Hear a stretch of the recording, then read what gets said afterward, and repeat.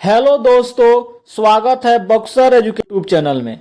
आज इस क्लास में रेलवे के महत्वपूर्ण प्रश्नों का अध्ययन करने वाले हैं। दोस्तों, आज हम तत्वों का आवृत्ति वर्गीकरण से संबंधित प्रश्नों का अध्ययन करने वाले हैं, जो परीक्षा के दृष्टि से काफी महत्वपूर्ण है। दोस्तों, मेरे चैनल को लाइक, सब्सक्राइब और शेयर अवश्य करें। चलिए शुरू करते हैं प्रथम प्रश्न से। मूल तत्वों की आवर्त सारणी बनाने वाले पहले वैज्ञानिक कौन थे? तो कौन थे दोस्तों जिसने आवर्त सारणी बनाने वाले पहले वैज्ञानिक? वह है मेंडलीफ।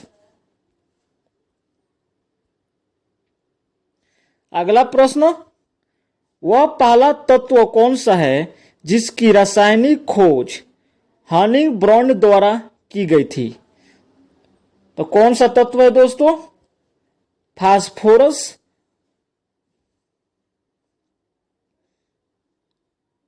फास्फोरस की खोज हनिंग ब्रॉन्ड द्वारा की गई थी।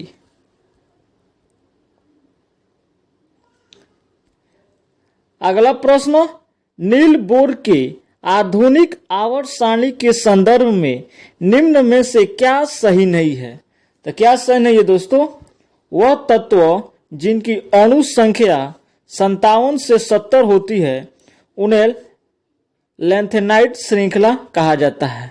यह कथन असत्य है।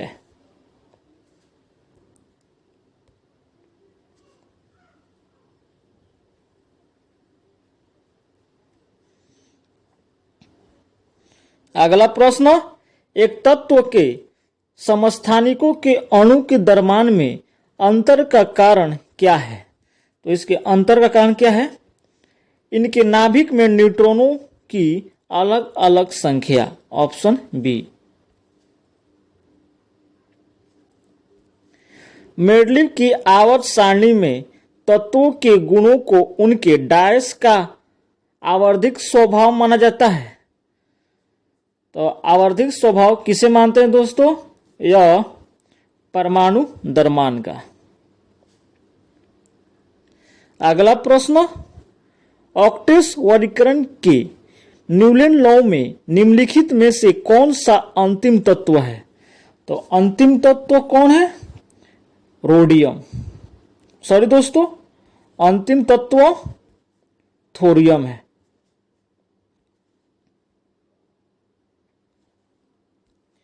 जब हम आवर्धिक तालिका के समूह में नीचे जाते हैं तो क्या होता है? सेलों की संख्या बढ़ जाती है। Option C. प्रारंभिक भारतीय दार्शनिक के अनुसार प्रत्येक वस्तु डायस मूल तत्वों से बनी होती है। तो यह कितने मूल्य तत्वों से बनी होती है? 5 मूल्य तत्वों से बनी होती है। रासायनिक गुणों में से मेंडलीफ ने कौन से तत्वों द्वारा बनाए गए यौगिकों पर ध्यान केंद्रित किया? तो किस पर ध्यान केंद्रित किया? हाइड्रोजन और ऑक्सीजन पर। निम्न में से कौन सा एक बॉर्डर लाइन तत्व नहीं है? तो कौन है दोस्तों बॉर्डर लाइन तत्व नहीं है? यह है बिस्मथ। संक्रमण तत्व क्या होते हैं? तो ये तत्व क्या होते हैं? वह तत्व जिनके 2 सबसे बाहरी सेल अधूरे होते हैं उन्हें संक्रमण तत्व कहते हैं। Option D. निम्नलिखित में से कौन सा डॉबरिनर त्रिक का तीसरा सदस्य है जिसमें लिथियम और सोडियम भी शामिल होते हैं? तो तीसरा सदस्य पोटेशियम है। आधुनिक आवर्त सारणी में तत्वों को किस आधार पर व्यवस्थित किया गया है? तो तत्वों को परमाणु संख्या वृद्धि के आधार पर व्यवस्थित किया गया है। आधुनिक आवर्त सारणी मोसले के द्वारा बनाया गया था। यदि डोबराइनर के त्रिक का पहला और तीसरा सदस्य फास्फोरस और एंटीमनी है तो इस त्रिक का दूसरा सदस्य कौन होगा? तो दूसरा सदस्य आर्सेनिक होगा, ऑप्शन ए। दो या अधिक तत्वों के योग से बनता है, तो दो या दो से अधिक तत्वों से बने योग को यौगिक कहते हैं। निम्नलिखित नियम किसने प्रदान किया था? तत्वों का गुणधर्म उनके परमाणु द्रव्यमान का आवर्धिक गुणधर्म होता है। तो यह किसने प्रदान किया दोस्तों, बताइएगा?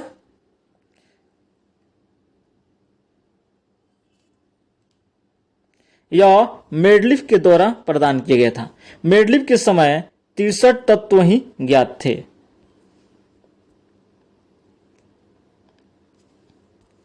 आधुनिक आवर्त सारणी में पहला धातु तत्व क्या है?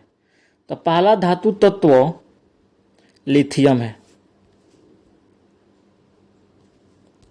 निम्नलिखित में से कौन सा तत्व मेडलिफ की आवर्त सारणी में से इक्का एल्युमिनियम की जगह लेता है? तो कौन है? गैलेनियम। आधुनिक आवर्त सारणी में तत्वों की व्यवस्था किस प्रकार की गई है? तो तत्वों की व्यवस्था उनकी परमाणु संख्या के बढ़ते क्रम में की गई है, ऑप्शन ए।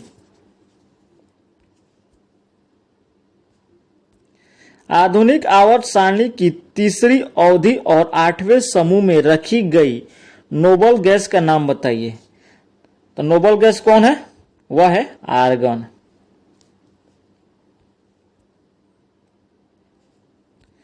तत्वों को उनके परमाणु द्रव्यमान के आधार पर वर्गीकृत करने का श्रेय किससे जाता है? तो वर्गीकृत करने का श्रेय मेडलिफ को जाता है। पीएच मान में 7 से 14 में की हुई वृद्धि किसका प्रतिनिधित्व करती है? तो वह किसका प्रतिनिधित्व करती है? वह हाइड्रोक्साइड आयन श्रृंखला में वृद्धि का प्रतिनिधित्व करती है। अगला प्रश्न, आधुनिक आवर्त सारणी में धातुओं को कहां पर रखा जाता है? तो धातुओं को बाईं ओर रखा जाता है। निम्नलिखित में से कौन सा वर्गीकरण परमाणुक संख्याओं पर आधारित है? तो कौन है? आधुनिक आवर्त सारणी, ऑप्शन ए। निम्नलिखित तत्वों में से किसमें कुल 3 कोष और बाहरी कक्षा में 8 इलेक्ट्रॉन है? तो कौन है दोस्तों? आर्गन है। न्यूलैंड के आवर्त वर्गीकरण में 10वां तत्व निम्नलिखित में से किसके जैसा दिखता है? तो यह तीसरे के जैसे दिखता है। आधुनिक आवर्त सारणी में एक टेढ़ी मेढ़ी रेखा किसे अलग करती है? यह किसे अलग करती है?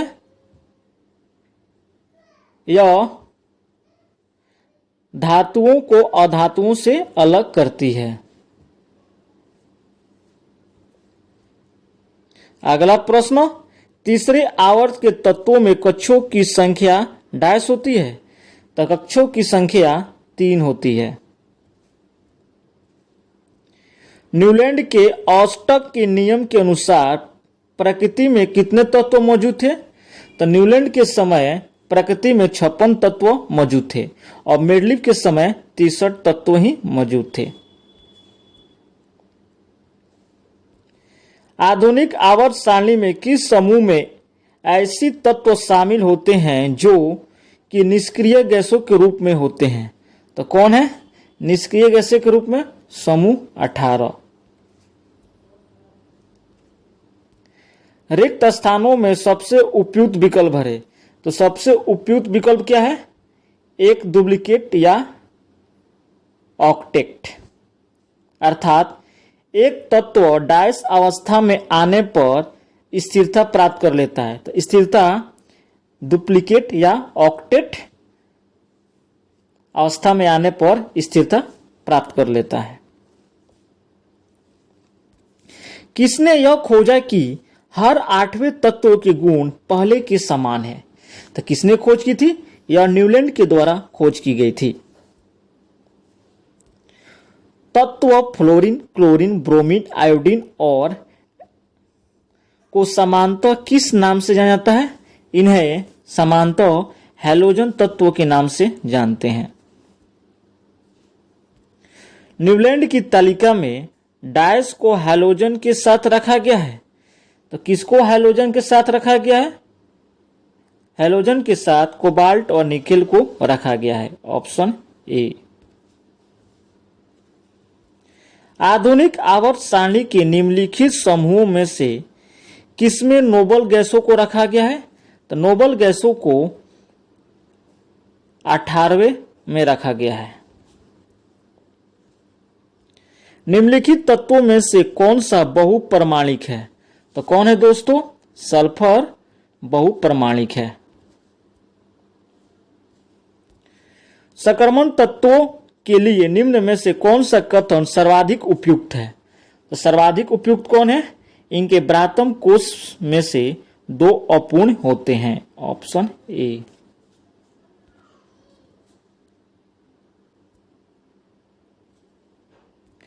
एक तत्व का ए फॉर्मूला A3O4 के साथ ऑक्साइड बनाता है तो तत्व ए की संयोजकता क्या होगी? तो ए की संयोजकता क्या होगी दोस्तों, बताइएगा? तो ए की संयोजकता 4 होगी और ओ की संयोजकता 3 होगी। आधुनिक आवर्त तालिका में कितने समूह और आवर्त मौजूद हैं? तो आधुनिक में कितने मौजूद हैं? आधुनिक आवर्त सारणी में 18 समूह और 7 आवर्त मौजूद है।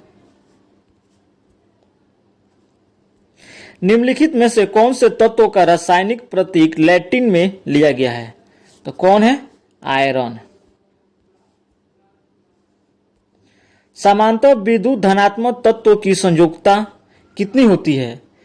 तो विद्युत धनात्मक तत्व की संयोजकता 1, 2, 3 होती है। नीचे दी गई किस परमाणु संख्या वाले तत्व के रासायनिक गुण मैग्नीशियम के समान होते हैं? तो मैग्नीशियम के समान 4 परमाणु संख्या वाले के रासायनिक गुण समान होते हैं। दूसरे आवर्त से संबंधित और मजबूत श्रृंखलन गुण वाले तत्वों का इलेक्ट्रॉनिक विन्यास क्या होगा? तो इलेक्ट्रॉनिक विन्यास 2 और 4 होगा दूसरे आवर्त के। मिलियन आवर्त होते हैं। तो मिलियन आवर्त क्या होते हैं? ऑप्शन डी होते हैं। निम्नलिखित में से किस तत्वों में उच्च आयनीकरण ऊर्जा है? तो उच्च आयनीकरण ऊर्जा हीलियम में है।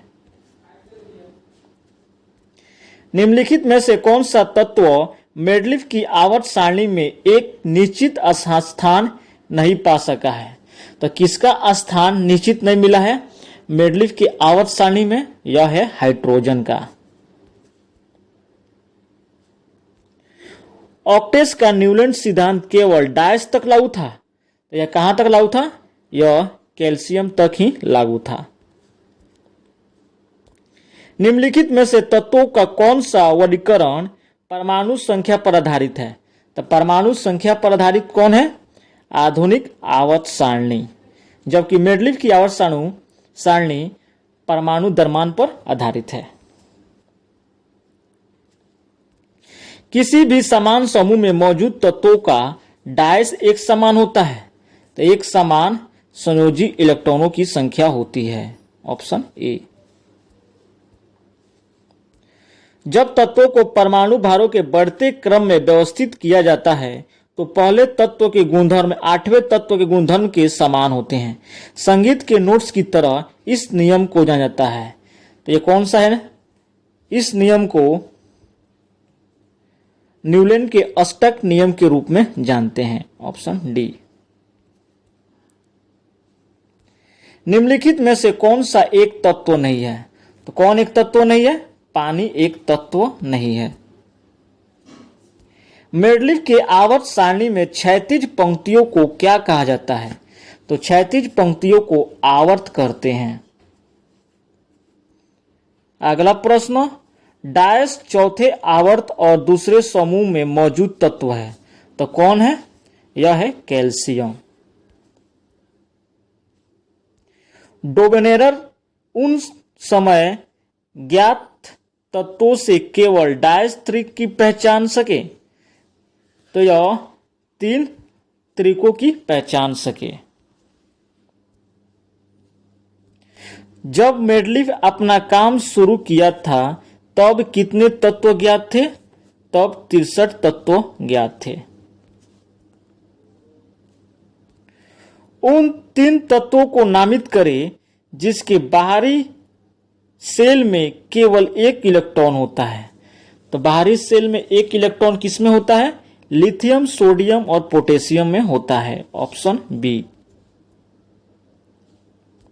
मेंडलीफ की आवर्त सारणी में ऊर्ध्वाधर कॉलम को डायस कहा जाता है, तो ऊर्ध्वाधर कॉलम को समूह कहते हैं। आधुनिक आवर्त सारणी के छठे आवर्त में कितने तत्व मौजूद होते हैं?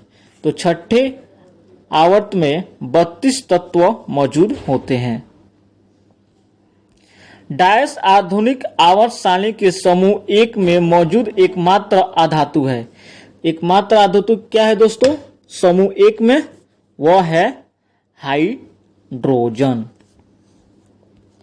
अगला प्रश्न, डायस एक एक्टिनाइड नहीं है, तो कौन एक्टिनाइड नहीं है? टर्बिनियम एक एक्टिनाइड नहीं है। नीचे दिए गए तत्वों में डायस आकार में सबसे छोटा होता है, तो सबसे छोटा कौन होता है दोस्तों? ये ऑप्शन बी, एल्युमिनियम आयन।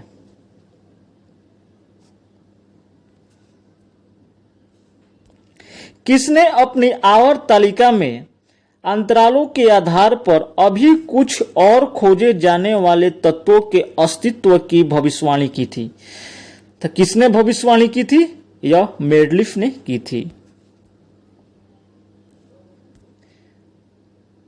सी 58 तत्वों के डायस ब्लॉक का सदस्य है, तो यह किसका सदस्य है दोस्तों? यह एफ ब्लॉक का सदस्य है। ऐसे तत्व जिसके रासायनिक गुण समान और भौतिक गुण भिन्न हो को डायस कहते हैं। उसे क्या कहते हैं दोस्तों? जिसका रासायनिक गुण समान होता है और भौतिक गुण भिन्न होता है उसे समस्थानिक कहते हैं। आधुनिक आवर्त सारणी के समूह डायस में केवल 7 तत्व होते हैं, तो किसमें 7 तत्व होते हैं? बताइए दोस्तों, 7 तत्व किसमें होते हैं? समूह 1 में 7 तत्व होते हैं। कैलिफोर्नियम किसका सदस्य है? तो कैलिफोर्नियम एक्टिनाइड श्रेणी का सदस्य है। डायस एक निष्क्रिय गैस है, तो निष्क्रिय गैस कौन है दोस्तों? बताइएगा। क्रिप्टॉन एक निष्क्रिय गैस है। आधुनिक आवर्त सारणी में परमाणु संख्या 58 से 71 वाले तत्वों को क्या कहा जाता है? तो 58 से 71 वाले तत्वों को लैंथेनाइड कहते हैं। कौन सा तत्व समूह 17 से संबंधित नहीं है? तो 17 से कौन संबंधित नहीं है? आर्गन 17 से संबंधित नहीं है। आधुनिक आवर्त सारणी में जिग जैग रेखाएं डायस को अलग करती है, तो जिग जैग रेखाएं अधातु से धातुओं को अलग करती है। जब तत्वों को परमाणु भारों के बढ़ते क्रम में व्यवस्थित किया जाता है तो बीच वाले तत्वों का परमाणु भार अन्य 2 तत्वों के परमाणु भारों का लगभग औसत होता है। इस नियम को जाना जाता है, तो इस नियम को डोब्राइनर के त्रिक नियम से जानते हैं।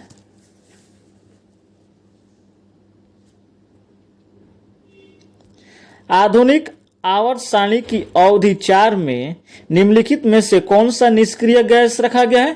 तो निष्क्रिय गैस क्रिप्टॉन को रखा गया है।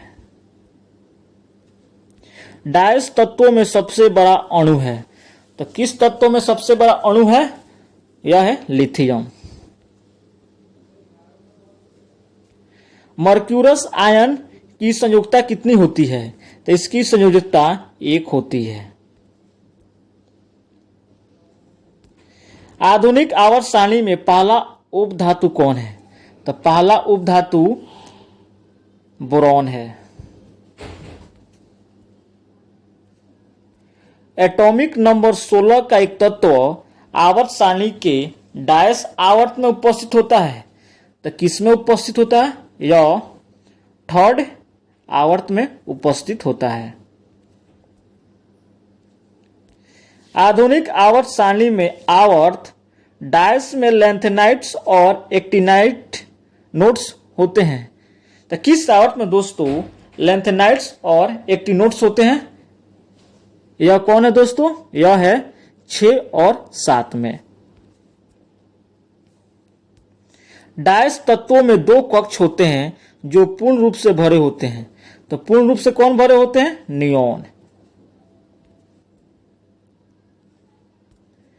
परिवर्तनीय संयोजकता डैश द्वारा प्रदर्शित की जाती है। तो यह किसके द्वारा प्रदर्शित की जाती है? यह संक्रमण तत्वों के द्वारा प्रदर्शित की जाती है। आवर्त तालिका में किसी तत्व के गुणधर्म डैश पर निर्भर करते हैं। तो यह किस पर निर्भर करते हैं? यह परमाणु संख्या पर निर्भर करते हैं। निम्नलिखित में से किस वैज्ञानिक ने सुझाव दिया था कि तत्वों के प्रतीकों का निर्माण तत्व के नाम के 1 या 2 अक्षरों से किया जा सकता है? तो किसने किया था? वर्जिलियस ने दिया था। नीचे दिए गए वर्गीकरण में से कौन सा परमाणु द्रव्यमान के आधार पर था? तो परमाणु द्रव्यमान के आधार पर कौन है दोस्तों? वह है डोबनाइनर, न्यूलैंड्स और मेडलिफ। ये जो परमाणु द्रव्यमान के आधार पर वर्गीकृत किए थे।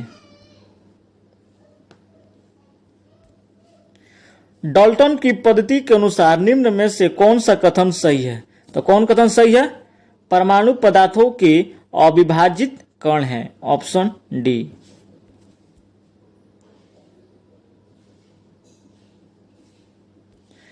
तत्व X एक ऑक्साइड का निर्माण करता है जिसका सूत्र X2O3 है। तत्व X का आवर्त सारणी में डैश की भांति समान समूह होने की संभावना अधिक है। तो क्या है? यह है एल्युमिनियम।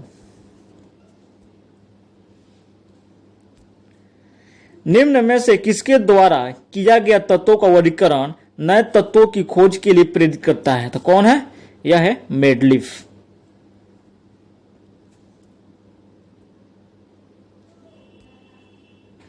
एक तत्व के नाभिक में 10 प्रोटॉन और 10 प्रोटॉन और 17 न्यूट्रॉन उपस्थित हैं। तो उसका द्रव्यमान संख्या क्या होगा?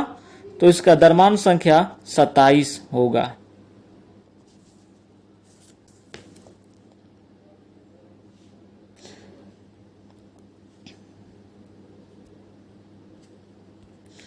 अगला प्रश्न दोस्तों, आधुनिक आवर्त सारणी में कितने उप धातु हैं? तो कितने उप धातु हैं? इसमें 7 उप धातु हैं। आधुनिक आवर्त सारणी के बाईं ओर स्थित एकमात्र गैर धातु कौन सी है? तो गैर धातु कौन सी है दोस्तों? हाइड्रोजन। आधुनिक आवर्त सारणी के किस वर्ग में पूर्ण आवरण वाले संयोजी इलेक्ट्रॉन और रासायनिक रूप से अक्रिय तत्व होते हैं?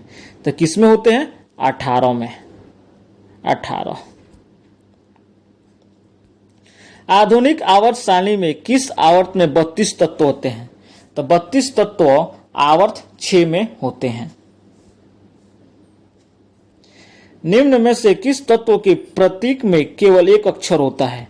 तो किसमें होता है? कार्बन। दिया गया प्रतीक डैश तत्व का प्रतिनिधित्व करता है। यह दिए गए फोटो में किसका प्रतिनिधित्व करता है? यह हाइड्रोजन का प्रतिनिधित्व करता है।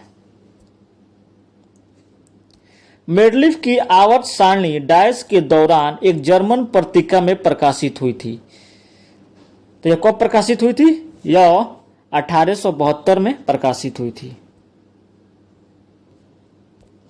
एक तत्व 2882 की इलेक्ट्रॉनिक समाकृति के साथ आवर्त में रखा गया आधुनिक आवर्त सारणी में यह डैश है तो यह आधुनिक आवर्त सारणी में क्या है दोस्तों, यह 4 है, चौथे समूह में रखा गया है।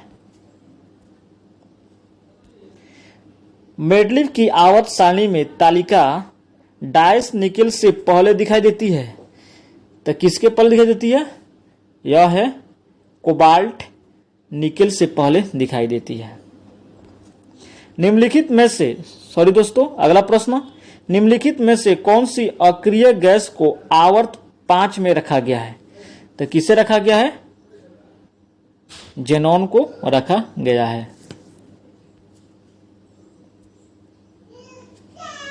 आधुनिक आवर्त सारणी में डायस और डायस आवर्त में प्रत्येक में 2 उपधातु होती है, तो किस में होती है, यह है 4 और 5 में प्रत्येक आवर्त में 2 उपधातु होती है।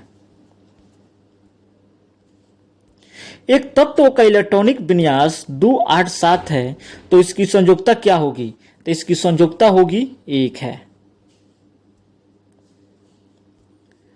आधुनिक आवर्त सारणी में डायस अंतिम उपधातु है, तो अंतिम उपधातु पोलोनियम है। आधुनिक पीरियाडिक टेबल में सिलिकॉन को डायस और डायस के बीच रखा गया है, तो सिलिकॉन को किसके बीच रखा गया है, एल्युमिनियम और फास्फोरस के बीच रखा गया है। रेडियोधर्मी तत्वों को डायस में रखा गया है, तो रेडियोधर्मी तत्वों को एक्टिनाइड में रखा गया है। ऑक्टेस के न्यूलैंड नियम के अनुसार डायस जो गुणों में कोबाल्ट और निकल जैसा है, इन तत्वों में बहुत दूर रखा गया है, तो यह आयरन को रखा गया है। न्यूलैंड के अष्टक नियम के अनुसार लौह जो गुणों में डायस और डायस जैसा दिखता है, इन तत्वों से बहुत दूर रखा गया है। तो यह कौन है, यह है कोबाल्ट और निकेल। इलेक्ट्रॉनिक विन्यास 2-6 वाले तत्व की पहचान कीजिए। यह है ऑक्सीजन, जिनकी परमाणु संख्या 8 होती है। आवर्त सारणी का आविष्कार किसने किया था, तो आवर्त सारणी का आविष्कार मेंडलीव के द्वारा किया गया था। डायस 17 का सबसे कम अभिक्रियाशील मूल तत्व है, तो कौन है दोस्तों, यह है आयोडीन। आयोडीन समूह 17 का सबसे कम अभिक्रियाशील मूल तत्व है। दोस्तों मेरे चैनल को लाइक, सब्सक्राइब और शेयर अवश्य करें। कल हम दोस्तों अगले बचे हुए प्रश्नों का लेकर अध्ययन करेंगे। इसमें तत्वों के वर्गीकरण में दोस्तों 400 प्लस प्रश्न है। धन्यवाद दोस्तों, मेरे चैनल को लाइक, सब्सक्राइब और शेयर अवश्य करें।